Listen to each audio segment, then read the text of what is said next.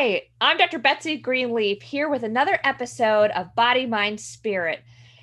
In the fact that it is February, we're going to be concentrating on love and relationships. And who better to have with us is the leading authority on couples therapy, Dr. Sarah Rattray. She's also the CEO and founder of Couples Communication Institute. Thank you, Dr. Sarah, for being with us today.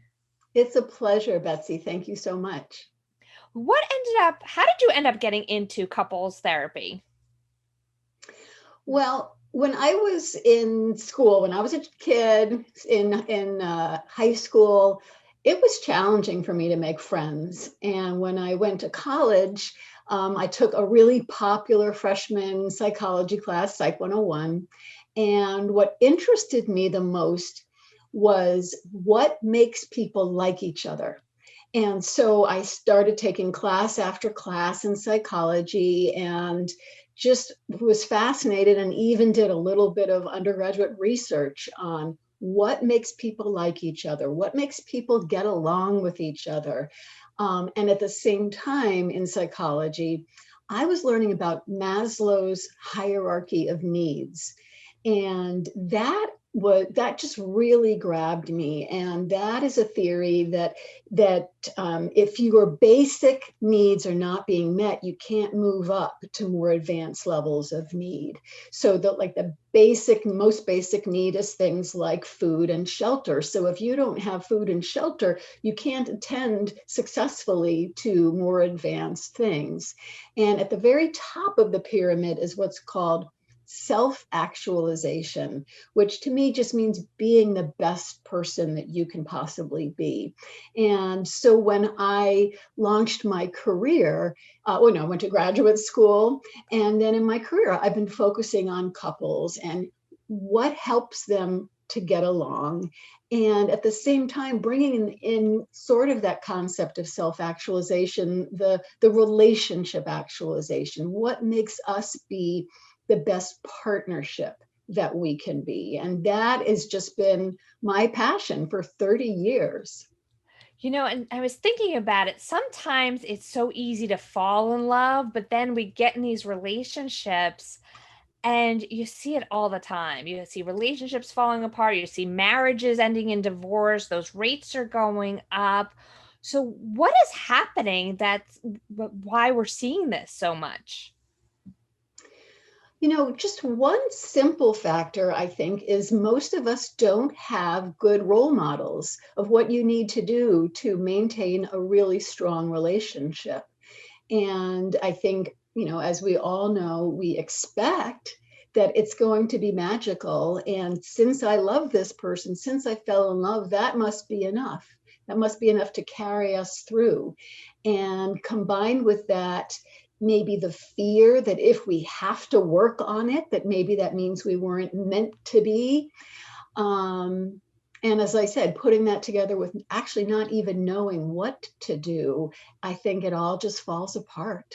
And then, you know what? One other thing is the unending busyness, the unending urgency of everything that we have to pay attention to, and our partner slowly, gradually becomes less and less and less of a priority. And I have to say, I've experienced that myself because of just two busy careers. We're like two ships passing in the night.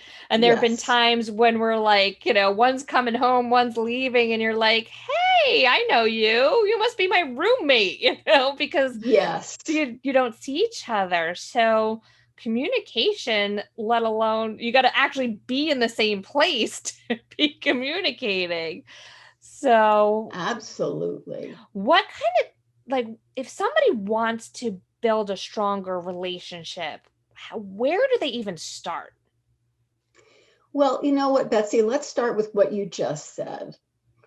The two ships passing in the night, that kind of don't I know you type of a thing. What we do is we prioritize what's most urgent. And I don't necessarily want to say take for granted, but we assume that our partner and our relationship will be there waiting for us when we have time. And I want to flip that on its head. I want us to treat our partner like they're the most important person in our life, that we want to show them that we care about them more than everything else, that we treat them better than everyone else. Quick example, you're going to talk really politely to the clerk at the bank or the person in the store or your teacher or the police officer. You're going to talk to them politely, but then you can't come home and you say to your partner, could you leave me alone? I just need to be by myself. And we want to take the best care of our partner. And I think what we have to do, and I'll bring up the events of 2020, but I think what we have to do is really remind ourselves in the front of our mind how important the relationship is, our partner is, and that we truly wish to invest the time and energy into each other. Going back, bringing up 2020, I saw one of two things, and I'm sure you saw a lot more than I saw, but with relationships, I saw it either brought people together or it tore them apart, because you were now like either forced to be with somebody all day long in quarantine that you may not have been around before, and you really had to kind of face whatever things were going on in the relationship. I know for myself, it actually worked out because I got to spend a lot more time with my husband, and I was like, wow, this is great. I really like you. I really like you. And now So I remember that I like you. So, nice. Yeah. What kind of things did you see during that time? Well, I absolutely saw that, and I can speak to that a little bit more, but a powerful factor, and it's really sad to say, is the incredible amount of death in 2020. And looking around, not just at our partners, but at all of our loved ones, I think so many of us had the sobering realization that literally I or anyone I love could just die. Yeah. I could get sick and just die. And of course, all of us know our mortality more or less. We've all said, well, we could be hit by a bus, but this was, 300,000 plus people on the bus. Yeah. And when you can helpfully use that filter and say, okay, wait a minute, really, if my partner got sick and died this week, what would I regret? How would I have wanted to have treated my partner? What would we have wished that we had done with each other in this lifetime?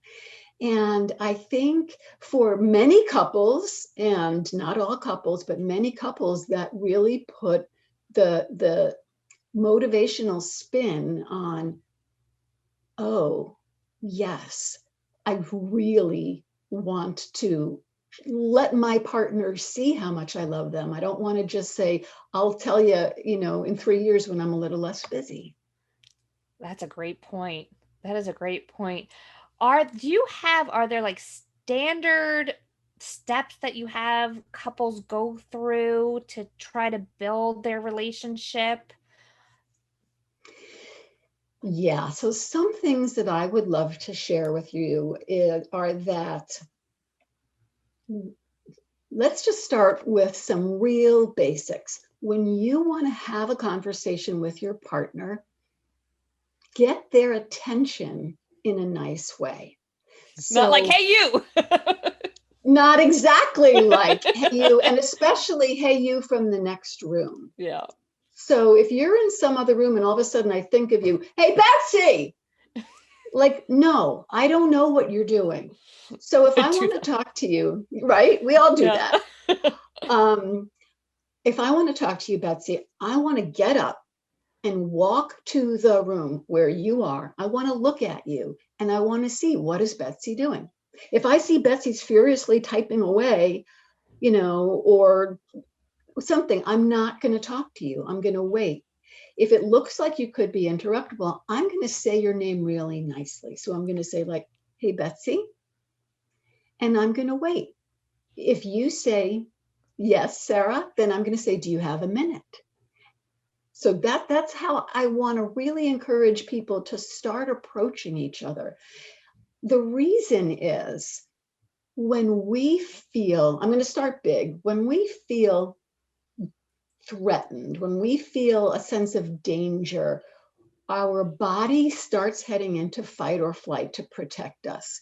But even though like threat and danger are big, there are things that are similar, like being startled, being surprised, being out of control. And, if I'm working away and, Betsy, you say to me from the other room, hey, Sarah, all of a sudden I'm like, I'm startled, I'm surprised, I'm irritated. I was working, I was focusing. You just called me and interrupted me. Now I'm irritated. Let's not approach each other in a way that irritates each other or startles each other. Let's approach each other in a way that we each feel safe and calm. So, I go in the room where you are, I look at you, you look like you could be interrupted. Hey, Betsy. And, maybe you say, yes, Sarah. I say, do you have a minute? Now the door is open and we're both feeling good. If you can't talk, a perfect thing for you to say to me is, I would love to talk to you, Sarah. Could you give me, 10 minutes to wrap this up? Could we do this at dinner time tonight? Something like that. Then I feel, connected and safe and warm with you. And I understand it's not a good time. You have every right to set your boundary and let me know it's not a good time. And then just real quickly, I talk about this in great depth when I teach about this, but you want to be prepared with only one thing that you want to talk about at a time. Don't bring. I'm laughing because I have brought the laundry list. Yes, because we think this is the time I'm going to say it all. Choose one thing. Say how you feel about it. And what you're going to prepare in advance is something you appreciate about your partner that you're going to start out with, and then you're going to make a request. So what I would love to do is dive into the appreciation piece. So let's do that. So that's great. And we'll do that right after we come back from the commercial break.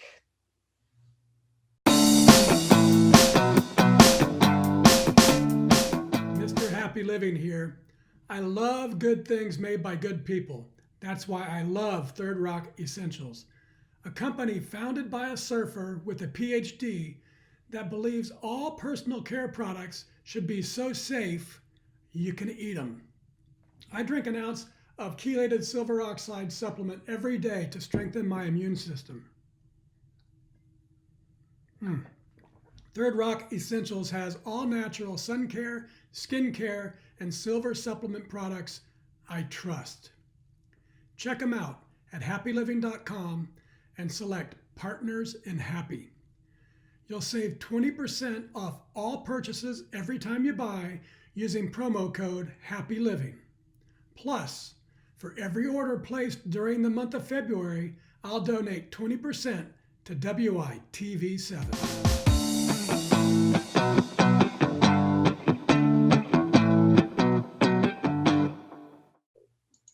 This is Dr. Betsy, and we are back with Dr. Sarah Rattray discussing couples communication. So before the break, Dr. Sarah, you were talking about getting into some of the techniques of appreciation. So how do we do that with our partners? Yeah. So what I was starting to say was when you're looking for your partner to get their attention, you want to do it in a safe way. Now, if you want to bring up something that you want to talk about, you want to bring that up in a way that you feel safe and connected, in a way that's not threatening. So let's say I want to talk to you. Let's say I want to talk to you, Betsy, about a podcast that you and I are going to collaborate on, and I have some ideas I want to share with you. I want to think about the last time you and I had an important conversation that went really well. And I'm going to want to think about, what do I appreciate about you? And that's what I'm going to start with. That's the first thing that I'm going to say. So I've already thought in my mind about what's the one thing I want to talk about and how I feel about it. But what I'm going to say to you first, after I get your attention, is something I appreciate about you. So, let's say I say, hey, Betsy. And you say, yes, Sarah. And yes, I say, Sarah. Do you have a second? Yeah. I want to say, Betsy, remember when we were talking about, building our businesses together, last month? I really appreciated how much fun we had together. I felt really supported by you. I felt like you heard my concerns and you really added some insight. And that was such a great conversation. So I'm sharing with you something that actually happened between you and I, and some details and what it was I appreciated. So I might say, Betsy, I appreciated how supportive you were, or I appreciate how much value you added, or I appreciate what a good listener you were, or I appreciate how much fun we had together. Then I'm going to bring up what I want to talk about. And Betsy, this is really important. I'm moving over to the side for a minute to talk about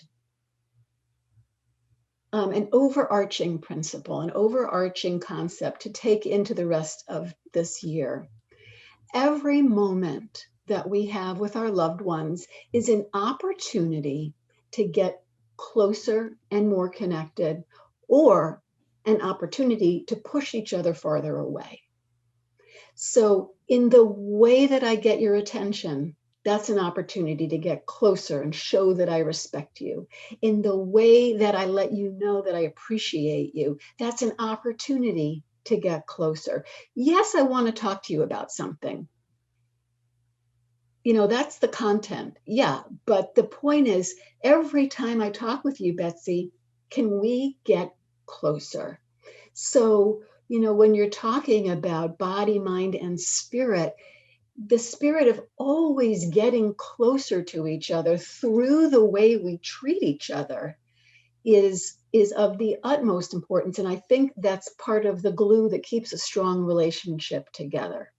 So getting back to the conversation, I start out by getting your attention in a nice way. Then I let you know that I appreciate you. And, now you're feeling good with me. Oh, I want to talk with Sarah, rather than, do I have to? Can I avoid this? Then after I let you know what I appreciate, I'm going to say, let's say, we have this podcast coming up together, and I'm feeling like, I need to let you know I'm feeling nervous, or I'm feeling excited, or I'm feeling confused. So I know how I'm feeling and you know how I'm feeling. And then what I'm going to do is I'm going to make a request. Listen to this request: to have a conversation about it. I'm not diving right into it. I'm not going to say, we have this podcast coming up and I'm feeling nervous. So can we, tell me blah, blah, blah, blah, blah. You might not be ready for this. So I'm going to say, can we talk about it? And then together, you and I will find a time that works for both of us, that feels safe, where our energy is good. We won't be interrupted. Where we can fit it in, and a place where we feel comfortable, not a room in our house where we're always fighting with each other. Then we're going to make an appointment and make a reminder. If we say, let's do it tomorrow, we'll make a reminder, and then we'll talk. And I want to keep going and share the next piece of this. But what I'm trying to show you is, even setting up a conversation when we are both feeling safe and we're both feeling in control and we know what to expect, it keeps us calmer and more relaxed. I'm thinking, and I don't mean to interrupt you, but I'm thinking about these skills are not just with our partners, but I'm like, oh my goodness, I could use this with my kids or my coworkers. So it's all about relationships too. Yeah. So now, you're absolutely right. We can use these skills with anybody. A difference with your partner ideally, that you'll sit down and you'll share with your partner, you know what I heard today? I was listening to the podcast and I heard these interesting, ideas, these steps. Let's try this together. It's Yeah. harder to do that with some people. You can always be the leader. You can always be the leader and set things up in as safe a way as possible with whoever you're talking about. But it's even better and stronger when you and your partner say, yeah, let's try this together. Let's both learn about this some more. Let's both make an effort and help each other to get better at this. Bringing that up, so if somebody's listening to this and they're like, yeah, I get it, I want to try it with my partner, what is your advice if they go to their partner and they go through these steps and their partner kind of looks at them like they're crazy and like, forget about it, or I don't have time, or what are you doing? Like, this might be like an out of the ordinary kind of behavior because they're so used to that person like bombarding them with things. It is out of the ordinary. It's going to be out of the ordinary. And when I was saying about, think about what is the one thing you wanted to talk about, anticipating your partner's objection or confusion, dial it back in your mind. What can you say? What's a basic thing you can say to your partner? Maybe, do you want to bring up the way you've been thinking about death more because of last year and that you want to work to getting closer? Or, maybe you bring up some distance that you've both, actually noticed out loud together. And then when you talk about the appreciation, when you're thinking about something about your partner that you appreciate, remember a time where you felt close, where you had a good conversation, and say something like, Betsy, do you remember that time like 3 years ago, we went on vacation together? And do you remember that evening that we were sitting on the beach and we had the best conversation? I remember how close I felt to you, how happy I was to be with you. I remember that feeling of connection with you. And when I share that kind of appreciation, then I can say, I want to feel that again, or I want to feel more of that. How about you? So that's where you can start. So if your partner's like, no, I don't want to feel that, that's serious.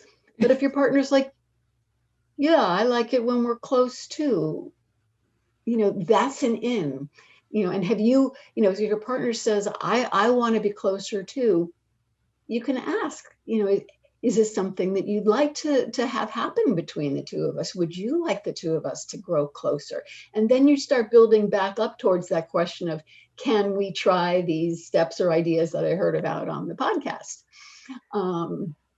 Because to just dive into that, again, it's startling, it's surprising, it's almost threatening. Because I noticed that sometimes with my husband and I, especially when we were like on the go constantly, it's like we did get into that automatic like defensiveness. And then really I feel bad. It was mostly on my part. Like he'd say something to me and I'd be like, what? Like, what do you want now? Like, and there was this automatic defensiveness before I even heard what was being said. So I think that is so common. Yeah. So common. And one of the things that we do with the people we're closest to is we shortcut, like we're trying to check things off the list as fast as we possibly can so we can get out the door and go to work. So, like, did you take out the garbage? Like, just because like it has to go out and it's garbage day and we're not taking the time. And so, there's just this defensiveness, it's so very common. But it's interesting because I've actually talked to you about this before, and I have done your techniques, and it really made communication so much better. And I was like, wow, this is actually easier than I thought. Oh, I love hearing that, Betsy. That's wonderful. It has been wonderful, especially also just like going like, okay, let's set some time to be with each other instead of this go, go, go. And I said, the one nice thing about coronavirus was the fact that we got to spend more time together and that we didn't have to be running off anywhere because there was no place to go. Yes. Yes. So, I want to ask you, where can people find more information about you? My website is couplescommunicationinstitute.com. And I am dedicated to helping especially disconnected couples to rekindle their relationship with healthy relationship communication, with loving, effective, connected communication. Out of curiosity, if somebody wants to work with you, what does that typically look like? Is it something that do you have to be in person? Can that be done through like Zoom, like telecommunication, or what does that usually look like? Another byproduct of 2020.